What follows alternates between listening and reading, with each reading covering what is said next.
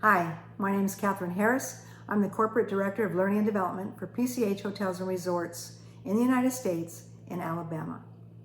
I have close to 30 years experience of leading learning and development for the hospitality industry from the full spectrum of the industry, ranging from hotels to casinos, to fine dining, to fast casual restaurants. But today, what we're going to talk about is the challenge that we are facing in our industry and probably in other industries as well. And it's finding those associates that are willing to learn how to provide that guest experience through making them feel valued, making them feel cared for, creating those human connections. So what we're going to talk about is a solution to that. The solution is getting to emotional intelligence, helping to develop their emotional intelligence skills. These are not innate skills. You know, think about the time when you're in a grocery store or in another area, public area, restaurants, where you see a child acting out emotionally, and the parents, you know, they'll do a couple of different things. They'll either appease to the emotions and give the child what they want, or else they just ignore them, or even just tell them, look, I'm going to give you something to cry for. We've heard all of that. But so we really don't grow up learning how to be emotionally intelligent. So this is a skill that needs to be developed, especially in today's environment. We live in an environment where people are ghosting, where people are comfortable ghosting and avoiding any type of conflict. And so these skills need to be brought into the industry, not just the hospitality industry, but into other industries. We need to help people learn how to self-regulate, how to self-manage, how to build on the relationship, and create social awareness, all the 4 areas of emotional intelligence in order to be successful, not only in their roles, but in life as well.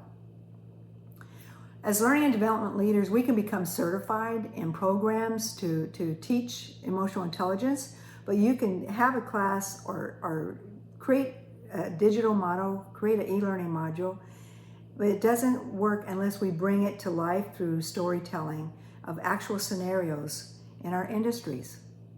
So I'll share first a scenario with you.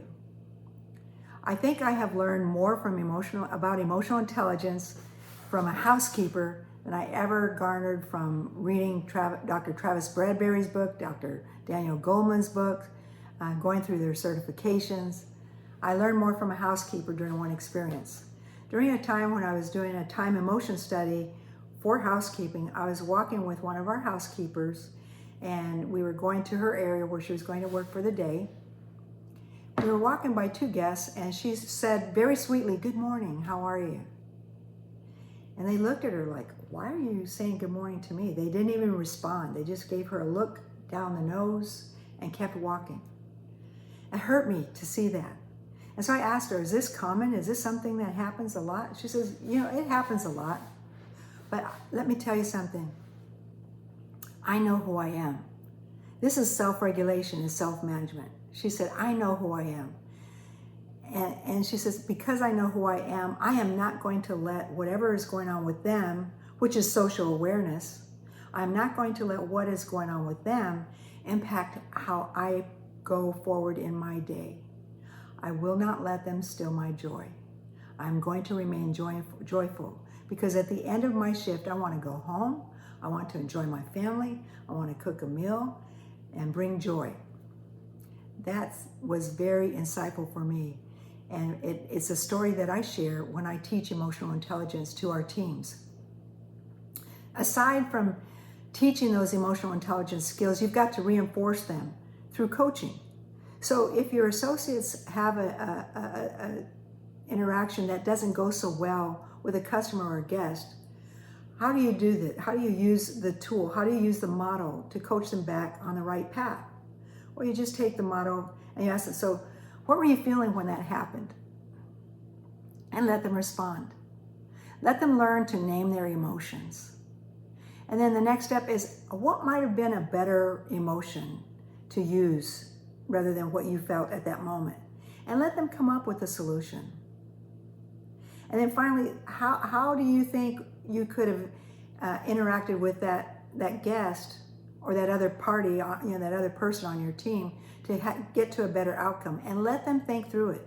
The more we use the tool for coaching instead of just documentation, performance documentation, the better results we're going to get and the more impactful we're going to be the organization. So not only do you need to use this once you get the people in your doors, you need to use life skills as a marketing strategy for attracting talent. So teaching life skills as well as technical skills is a marketing strategy you can use to promote your learning and development. That's what learning and development is all about. You've got to learn how to market what you do and brand what you do and align it with your organization's culture and core values. So that's my tip for the day, and I just want to say thank you for taking the time to listen and hope this was helpful. Have a great day.